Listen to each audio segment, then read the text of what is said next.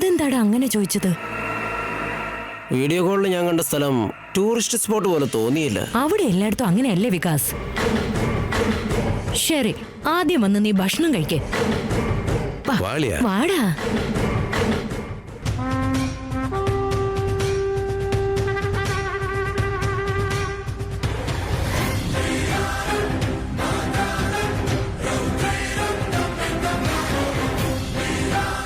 എല്ലാം കേട്ട് കാണൂ. ആരാ? ഭാഗ്യം കേട്ടിട്ടില്ല. ഫോണിൽ ആരായിരുന്നു? ഫ്രണ്ട്. ഗേൾ ഫ്രണ്ട് ആണോ ബോയ് ഫ്രണ്ട് ആണോ? That's none of your business. എന്തിനാ ടെൻഷൻ ആവുന്നേ? നിന്നെ ബോധിപ്പിക്കേണ്ട ആവശ്യം എനിക്കില്ല. ഇറങ്ങിപ്പോ. അപ്പൊ ഇവിടെ എന്തോ പുതിയ കഥ തുടങ്ങിയിട്ടുണ്ട്. ഉടനെ അത് കണ്ടെത്തണം. നിന്ന നിൽപ്പിന് നീ എന്നെ നോക്കി ദഹിപ്പിക്കോ? പോ.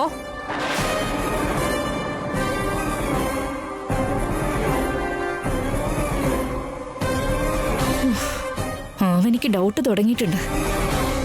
വിക്കിയെ കുറിച്ച് ഇവരൊക്കെ അറിയുന്നതിന് മുമ്പേ ശ്രീകറുമായിട്ടുള്ള കല്യാണം നടത്തണം.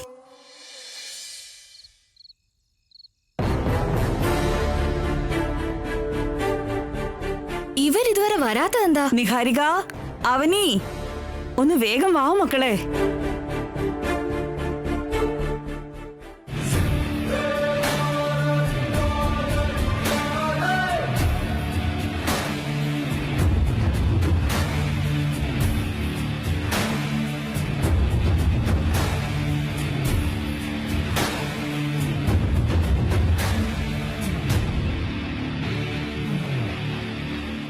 ലാവണ്യ, എന്താ? അവർ രണ്ടുപേരും കൂടി ഇങ്ങനെ ഒരുമിച്ച് ഇറങ്ങി വരുന്നത് കാണുമ്പോ നിനക്ക് എന്താ തോന്നുന്നേ? എനിക്കിപ്പോ എന്ത് തോന്നാനാ? നിനക്ക് തോന്നുന്ന എന്താടാ? രണ്ട് മുട്ടനാടുകള് കൊമ്പൊക്കെ കൂർപ്പിച്ച് എപ്പോ വേണമെങ്കിലും പരസ്പരം ഏറ്റുമുട്ടാവുന്ന ഒരു അവസ്ഥ കാണുന്നുണ്ട്. എന്താടേ പറയുന്നേ? ചേട്ടൻ പറഞ്ഞ പോലെ എനിക്കും കണ്ടിട്ട് അങ്ങനെ തന്നെയാ തോന്നുന്നേ. നിങ്ങളൊന്ന് നിർത്തുന്നുണ്ടോ?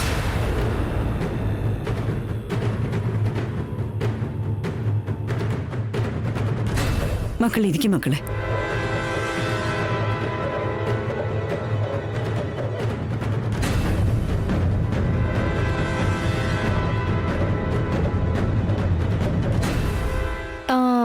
ഞങ്ങളെ കുറിച്ചുള്ള എന്തോ സംസാരമായിരുന്നെന്ന് തോന്നുന്നു.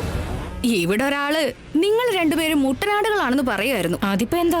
രണ്ട് മനുഷ്യന്മാര് ഒരു കാര്യത്തിന് വേണ്ടി ഇങ്ങനെ കൊമ്പ് കോർക്കുമ്പോ രണ്ടുപേർക്കിടയിൽ എത്രയും വാശി ഉണ്ടാകുവോ അത്രയും വാശി നിങ്ങൾക്കിടയിൽ എപ്പോഴും ഉണ്ടാവുന്നതല്ലേ? അതുകൊണ്ടാ എന്റെ അനിയൻ അങ്ങനെ പറഞ്ഞത്. കറക്റ്റ് കാര്യ പറഞ്ഞ ചേച്ചി. അവനി നിഹാരികയും നമ്മുടെ വീട്ടിലെ രണ്ട് കണ്ണുകൾ പോലെയാണ്. ഇതിനു മുമ്പും ഞാൻ നിങ്ങളോട് പറഞ്ഞിട്ടുള്ളതാ, അവര് രണ്ടുപേരും സുഹൃത്തുക്കളാ കേട്ടോ. അപ്പോ ഞങ്ങൾ ഇതൊക്കെ നോക്കുന്ന നോട്ടത്തിന്റെ കുഴപ്പമാണെന്നാണോ? അങ്ങനെയല്ലേ, മനുഷ്യരും മനസ്സും എല്ലാം നമ്മൾ നോക്കുന്നതിന്റെ അടിസ്ഥാനത്തിലാ നല്ലതും ചീത്തയില്ലാവുന്നത്.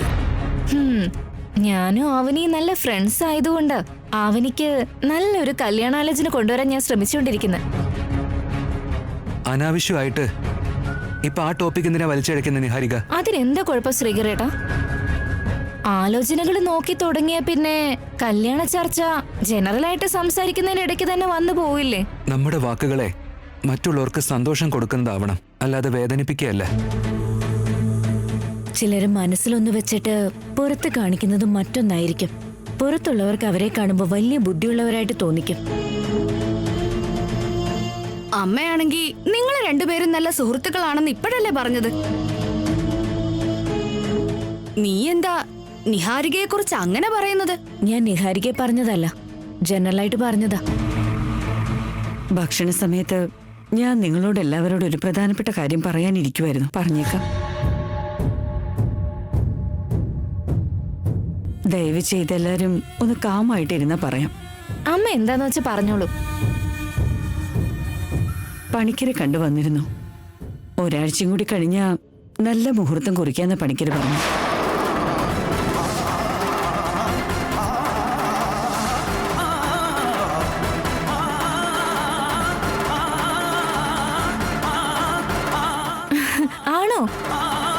ഇത് കേൾക്കുമ്പോ തന്നെ എന്തൊരു സന്തോഷാണെന്നോ. അതിനുള്ളില് മംഗളഗൗരി വ്രതം നടത്തണമെന്ന് പറഞ്ഞിരുന്നു.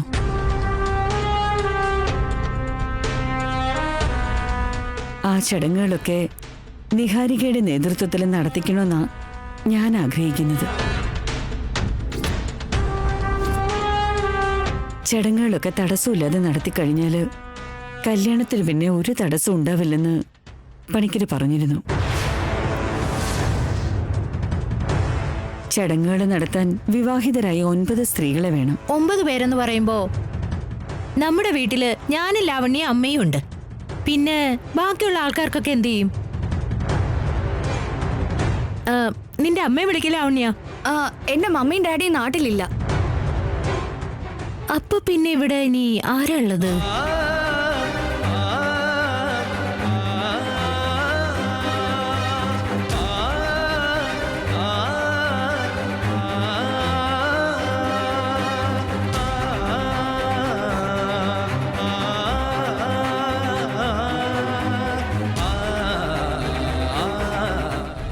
അംഗീകാരമില്ലാത്ത താലി അത്.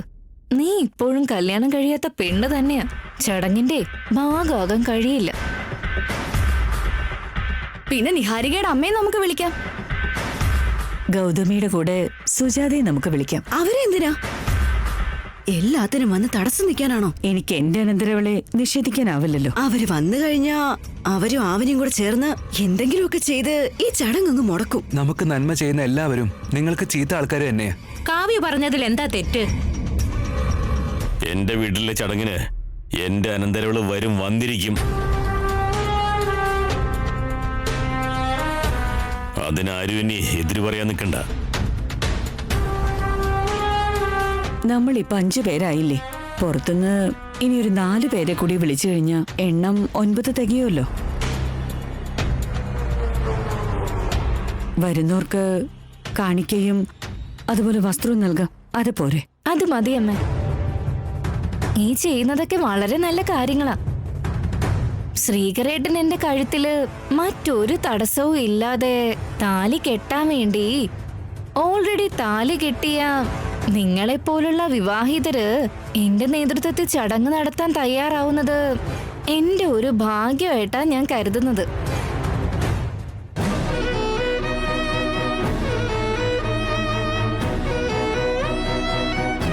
മോളെ അവനി, എന്റെ വീട്ടിലെ അടുത്ത മരുമകൾക്ക് വേണ്ടി നടത്തുന്ന ചടങ്ങാണിത്. ഇതിനു മുമ്പ് ഇവിടുത്തെ ചടങ്ങുകളിലെല്ലാം നീ ഇവിടെ ഉണ്ടായിരുന്ന മോളെ. ഈ ചടങ്ങിലും നീ മുന്നിൽ നിന്ന് എല്ലാം നോക്കണം മോളെ. ഓക്കെ അല്ലേ? ശരി anti. Love you Avani. Thank you so much.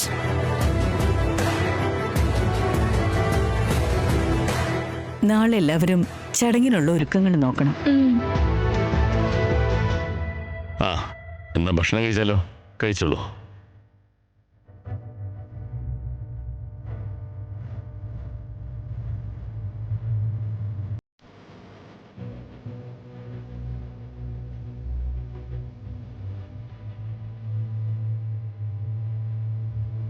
Avani, നീ എന്താ മോളെ ആലോചിക്കുന്നത്? എടുത്ത് കഴിക്ക്.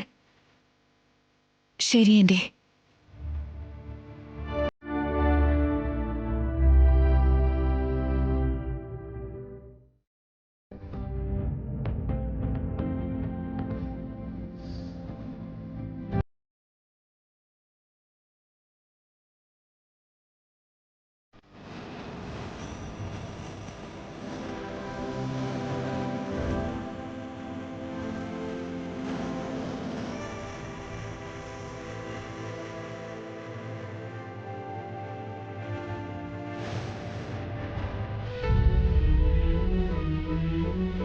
എന്തു പറ്റി അവനെ?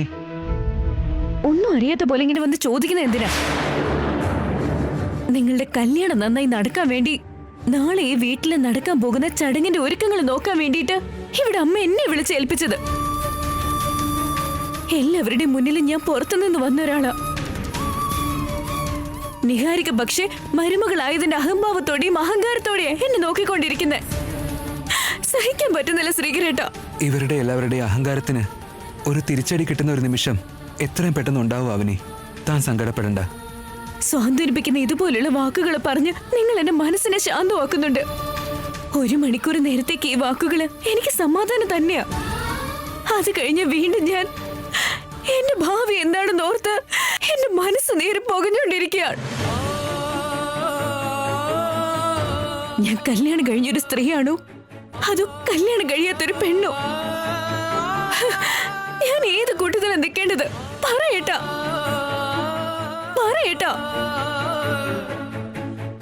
ചടങ്ങുകളൊക്കെ ഫലിച്ച് നിഹാരിക എങ്ങനെ നിങ്ങളെ സ്വന്തമാക്കി കഴിഞ്ഞ എന്റെ അവസ്ഥ പിന്നെ എന്താവും ഏട്ടാ? നിങ്ങളിൽ നിന്നും അകന്നു നിന്നുകൊണ്ട് ഈ ജീവിതം മുഴുവൻ ഈ താലിയെ നോക്കിക്കൊണ്ട് ഞാൻ ജീവിക്കണോ? ഏതെങ്കിലും ഒരു പെണ്ണിന് എങ്ങനെ ജീവിക്കാൻ കഴിയോ? എന്തിനാ താനിപ്പോ അങ്ങനെയൊക്കെ ആലോചിക്കുന്നേ? എന്റെ അവസ്ഥകള് എന്നെ ഇപ്പൊ എങ്ങനെയൊക്കെ ചിന്തിപ്പിക്കുന്നുണ്ട് ഏട്ടാ. വെറും 30 ദിവസത്തിനുള്ളില് നിഹാരികയുടെ തനി സ്വരൂപം പുറത്ത് കാണിച്ച് പുറത്തേക്ക് പറഞ്ഞയക്കാൻ കഴിയുമെന്നുള്ള ആഗ്രഹത്തോടെ എവിടേക്ക് വന്നത്. പക്ഷെ അവള് ദിവസം കഴിയും തോറും നിങ്ങളോട് അടുക്കുന്നത് കണ്ട് നിഹാരികയുടെ മുന്നിൽ ഞാൻ തോറ്റു പോകുമെന്നുള്ള ഭയമാണ് ഇപ്പൊ എന്റെ ഉള്ളിലേട്ടാ. എനിക്കെന്റെ മനഃശാന്തി ഇല്ലാതായിട്ടുണ്ട്.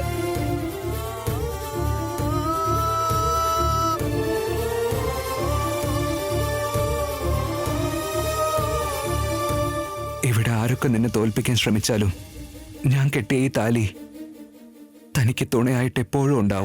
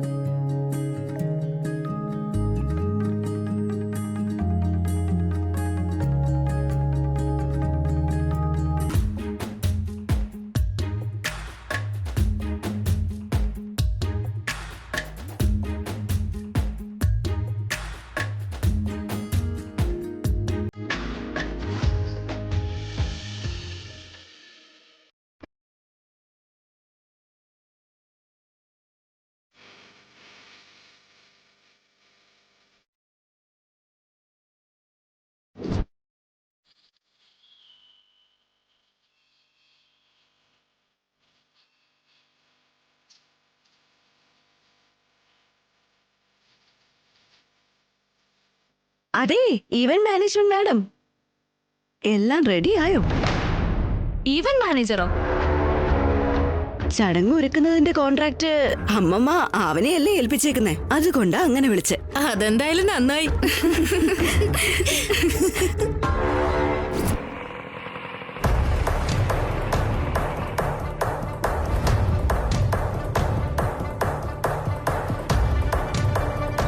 നീ ഇവിടെ ഔദാര്യം കൊണ്ട് നിൽക്കുന്നതല്ലേ? അപ്പൊ പിന്നെ ഇങ്ങനത്തെ ജോലിയൊക്കെ അങ്ങ് ചെയ്ത് അതിന്റെ നന്ദി അങ്ങ് കാണിക്ക്. മനസ്സിലായോ? ഇന്നത്തെ ഈ ദിവസം മുഴുവനും ഞാൻ ഇത്തരം കുത്തുവാക്കുകൾ കേട്ട് നിൽക്കേണ്ടി വരുമോ അമ്മേ? മോളെ അവനി, ചടങ്ങിന്റെ ഒരുക്കങ്ങളൊക്കെ പൂർത്തിയായില്ലേ? കഴിഞ്ഞ ആന്റി. ഇവിടെ ഒരു കുറവുമില്ലാതെ നീ എല്ലാം നോക്കുന്നുള്ള വിശ്വാസം എനിക്കുണ്ട് മോളെ. നമസ്കാരം. നമസ്കാരം. ഇവിടെയുള്ള 9 വിവാഹിതരുടെ കൂട്ടത്തിൽ നിങ്ങൾ 4 പേരുണ്ടാവും. ചടങ്ങുകൾ കഴിയുന്നവരെ ദയവ് ചെയ്ത് പുറത്തേക്ക് പോകരുത്. എന്താ ഇത്? പൂജ ഉപേക്ഷിച്ചിട്ട് എങ്ങോട്ട് പോവാൻ?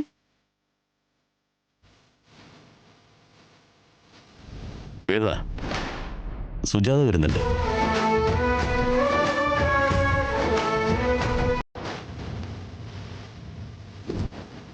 വാ മോളെ.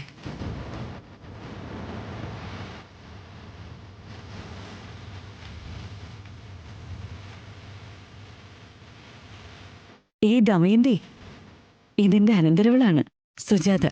ആണോ? ഇതുവരെ ഇവിടുത്തെ ചടങ്ങിലൊന്നും കണ്ടിട്ടില്ലല്ലോ. രക്തബന്ധമൊക്കെ ഈ ഇടയ്ക്കാ നന്നായിട്ടൊന്ന് ശക്തിപ്പെട്ടത്. ലാവണ്യ, പറഞ്ഞില്ലെങ്കി ഏതോ പുതിയ ആളാണെന്നല്ലാതെ നമ്മുടെ കുടുംബത്തിലുള്ള ആളാണെന്ന് പറയൂ അച്ഛാ. പറഞ്ഞതൊക്കെ മതി. മോൾക്ക് സുഖാണ് മോളെ?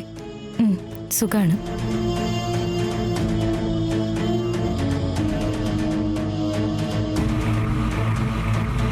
നിന്നോടൊന്ന് സംസാരിക്കണം. എനിക്ക് അറേഞ്ച്മെന്റ്സ് ഒക്കെ നോക്കാനുണ്ട് സുജാതേച്ചി. അതിനിവിടെ വേറെ ആൾക്കാരുണ്ടല്ലോ. എല്ലാ കാര്യങ്ങളും നീ ഒറ്റയ്ക്ക് ചെയ്യണോ? വാ.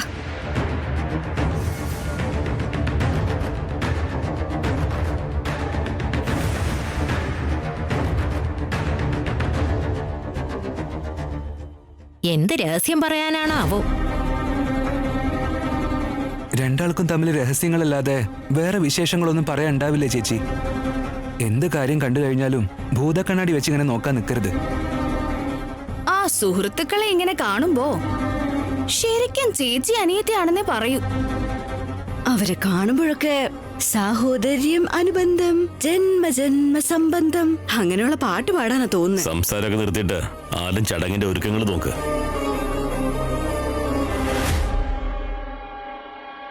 നിഹാരിക്ക് ഇത്ര നേരമായിട്ട് എത്തിയില്ലല്ലോ.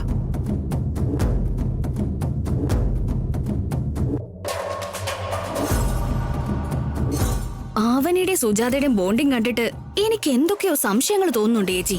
എന്നാ അവളുടെ മേലൊരു കണ്ണുണ്ടായിരിക്കണം. ചേച്ചി, എല്ലാരും ഉള്ളപ്പോ ഇങ്ങനെ വിളിച്ചോണ്ടൊക്കെ വന്ന അവരെന്തൊക്കെ വിചാരിക്കും? അല്ലെങ്കിൽ ഈ ലാവണ്യക്കും കൂട്ടർക്ക് സംശയം കൂടുതലാ. അവരെക്കുറിച്ചുള്ള സംസാരം തൽക്കാലം നിർത്ത്. ഈ വീട്ടിൽ നടക്കുന്നതൊക്കെ കണ്ട് എങ്ങനെയാ നിനക്ക് സഹിക്കാൻ കഴിയുന്നേ? സഹിക്കാനുള്ള ശക്തി ഉള്ളതുകൊണ്ടാവും ദൈവം വീണ്ടും വലിയ വലിയ ഭാരങ്ങൾ ചുമലിലേറ്റ് തരുന്നത്. ചേച്ചി, കാണിക്ക സ്വന്തമാക്കാൻ അർഹതയുള്ള പെണ്ണാ നീ. ഞങ്ങൾ ഇവിടെ ഇത്രയും സ്ത്രീകള് അതിന് അർഹരായിട്ട് നിൽക്കുമ്പോ നിനക്ക് എങ്ങനെ ഇങ്ങനെ നിൽക്കാൻ പറ്റുന്നേ? സഹിക്കുന്നത് കഷ്ടമാണ്, വേറെ വഴിയില്ലല്ലോ ചേച്ചി. എന്നെ പോലുള്ള എല്ലാ സ്ത്രീകൾക്കും ആ സീതാമാതാവാണ് വഴികാട്ടി ചേച്ചി. സ്വന്തം താലി സംരക്ഷിക്കാൻ വേണ്ടി ഒരുപാട് പരീക്ഷണങ്ങൾ നേരിടാതെ വഴിയില്ലെന്ന് ആ രാമായണ കഥ പഠിപ്പിച്ചിട്ടില്ലേ? നീ സീതയെ പോലെ ഇവിടെ കിടന്ന് കഷ്ടപ്പെടുമ്പോ ആ ശൂർപ്പണക രാവണനെ ഭർത്താവായി സ്വന്തമാക്കാൻ വല്ലാതെ ശ്രമിക്കുന്നുണ്ട്. അവസരങ്ങൾ പൂർണ്ണമായിട്ട് കൈവിട്ട് കഴിഞ്ഞാ നീ പിന്നെ എന്ത് ചെയ്യും? അതുകൊണ്ട് ഉടനെ അവനുമായിട്ട് സംസാരിച്ച് നിന്റെ കാര്യം ഞാൻ എല്ലാരെയും അറിയിക്കും. ചേച്ചി, നിങ്ങൾക്കുള്ള ഈ വിഷമം ശ്രീകരേട്ടനും ഉണ്ട് ചേച്ചി. പക്ഷെ ഈ അവസ്ഥയിൽ അദ്ദേഹത്തിന് ഒന്നും ചെയ്യാൻ കഴിയില്ല. എത്ര കാലം ഇങ്ങനെ? നിന്റെ ജീവിതം ഒരു അന്ത്യമില്ലാത്ത കഥയായിട്ട് ഇങ്ങനെ നിൽക്കണോ? പ്രേമിച്ച് കല്യാണം കഴിക്കുന്നത് മാത്രമാണോ കാര്യം? നിന്നെ കുറിച്ച് പറയാൻ പറ്റിയില്ലെങ്കിൽ ആ സ്നേഹത്തിനും അവൻ കിട്ടിയ താലിക്ക് എന്ത് വിലയുള്ളത്? ഈ ചടങ്ങ് കഴിയുന്നത് വരെ നിങ്ങൾ ഒന്നും സംസാരിക്കാതിരുന്ന അത് എനിക്ക് ചെയ്യുന്ന വലിയൊരു സഹായമായിരിക്കും ചേച്ചി. പുറത്തുള്ളവർക്ക് നീ വലിയ ബുദ്ധിയുള്ള ഒരു പെണ്ണായിരിക്കും. സത്യം എന്താണെന്നോ, നീ വെറും ഒരു പൊട്ടി പെണ്ണാ. അതുകൊണ്ടാ ഇപ്പോഴും നീ ഒരു അതിഥിയായിട്ട് നിൽക്കുന്നെ. കുടുംബക്ഷേമത്തിന് വേണ്ടി മനസ്സിനെ അടക്കി നിർത്തിയതാണ് ചേച്ചി. നന്മ ഒരിക്കലും പരാജയപ്പെടില്ലെന്നാണ് എന്റെ വിശ്വാസം. അതിവിനയം ആപത്താണെന്നാ എന്റെ വിശ്വാസം. അവനീ ആ ദാ വരുന്നു അമ്മേ.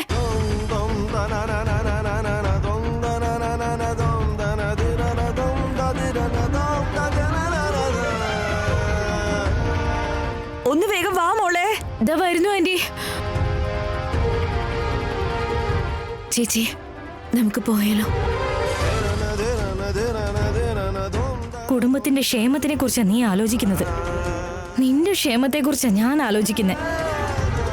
ഈ ചടങ്ങ് പൂർത്തിയാകുന്നതിനുള്ളിൽ ഒരു ചെറിയ അവസരം ലഭിച്ചാ പോലും ആവനിയുടെ താലി ഞാൻ ഇവരെ കാണിച്ചിരിക്കും.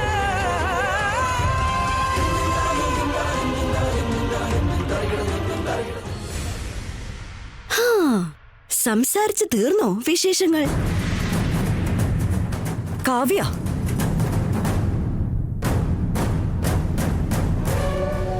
എന്താ നിന്റെ പ്രശ്നം? പറഞ്ഞോളൂ ആന്റി. പൂജാരി ഇതുവരെ എത്തിയിട്ടില്ല. നീ ഒന്ന് വിളിച്ചു നോക്കും മോളെ.